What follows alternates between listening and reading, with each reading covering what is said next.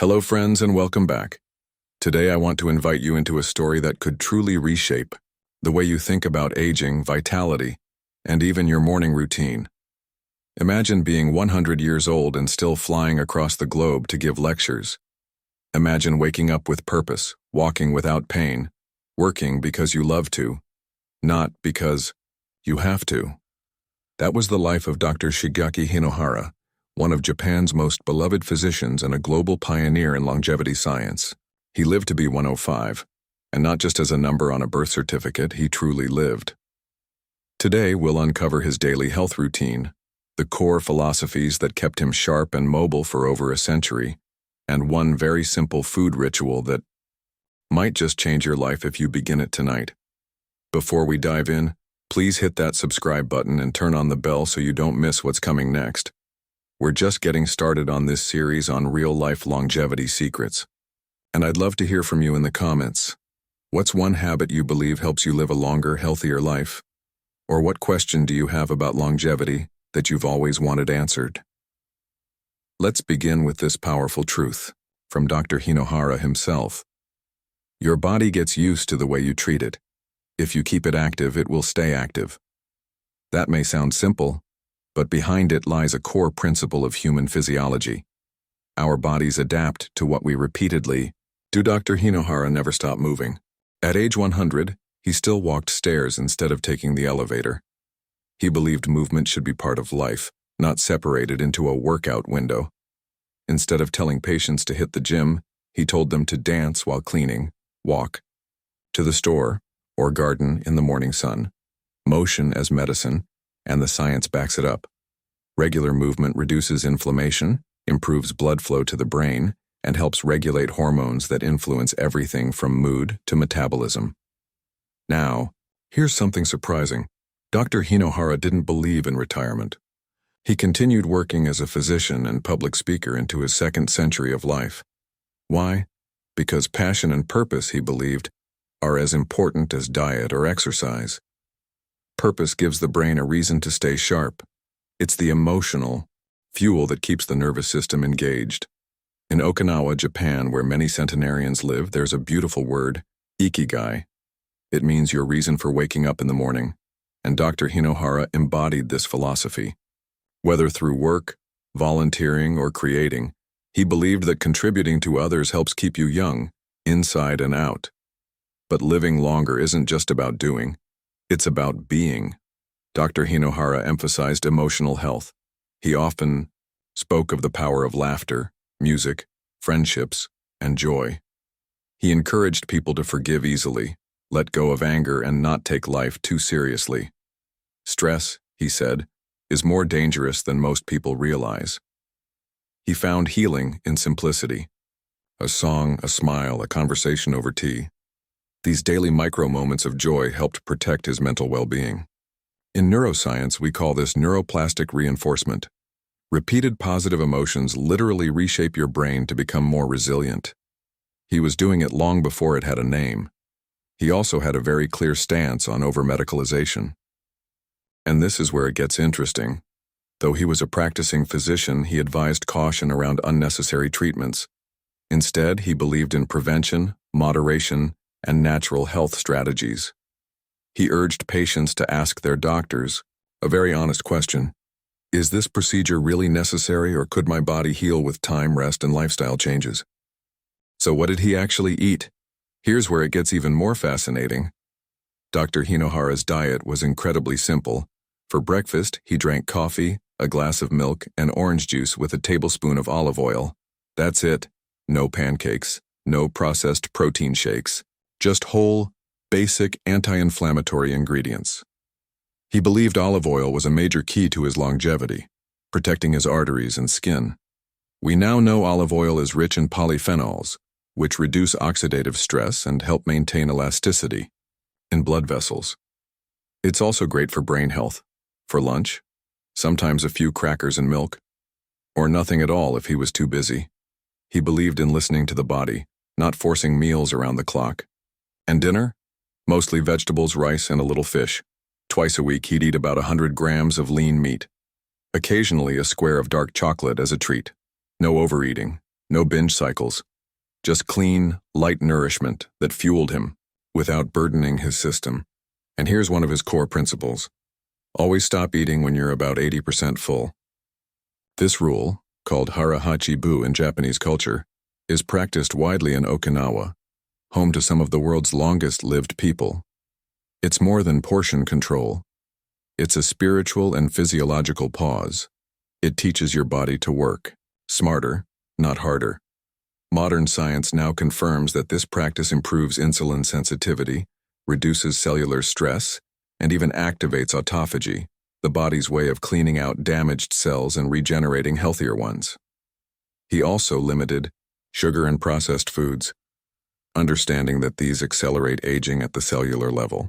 Sugary diets create advanced glycation end products, known as AGEs, which damage collagen, accelerate wrinkling, impair blood flow, and increase chronic inflammation. Dr. Hinohara avoided these not because of trends, but because he understood they wore the body down faster. It's not about eating less, it's about eating light and living full. It's not about running marathons. It's about moving every single day, with purpose and pleasure. It's not about chasing youth. It's about cultivating joy, connection, and contribution well into your 90s and beyond. And perhaps most importantly, Dr. Hinohara taught us that age is only a number. At 101, he boarded a flight to New York. At 104, he was still lecturing. What carried him there wasn't supplements or surgeries. It was simplicity, service, and soul. If you're finding this inspiring, give this video a thumbs up. And in the comments, tell me, what small habit are you ready to adopt today to take better care of your future self? I'd love to know. Dr. Shigeaki Hinohara's life was not just impressive because of its length, but because of the quality he maintained well into his 100s. One of the most remarkable aspects of his longevity philosophy was his minimalist approach to food. While modern society encourages us to eat more, snack frequently, and chase trendy superfoods, Dr. Hinohara's meals remained incredibly simple and intentional. And what's truly fascinating is how his choices align with modern scientific research on longevity, metabolic health, and disease prevention. At the center of his diet was olive oil. Each morning, he consumed a tablespoon of extra virgin olive oil, often stirred into his milk or taken on its own. We now know that olive oil is one of the most researched healthy fats on the planet. It's packed with monounsaturated fats and polyphenols, plant compounds with antioxidant and anti-inflammatory properties.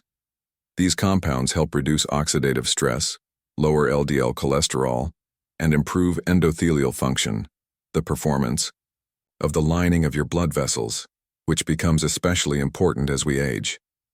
Olive oil also supports brain health by reducing beta amyloid plaques, one of the biological hallmarks of Alzheimer's disease.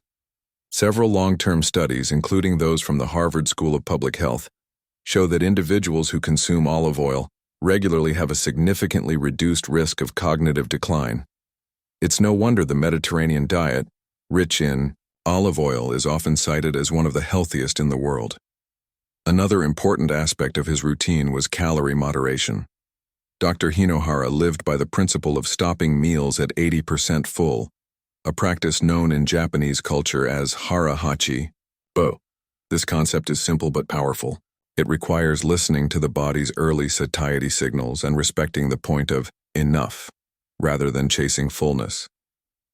Caloric restriction, when done properly, and not to the point of malnourishment, has been shown in countless animal models and human trials to extend lifespan and reduce the risk of age-related diseases. It works in part by reducing insulin-like growth factor 1, IGF-1, a hormone that accelerates cell proliferation and aging when chronically elevated.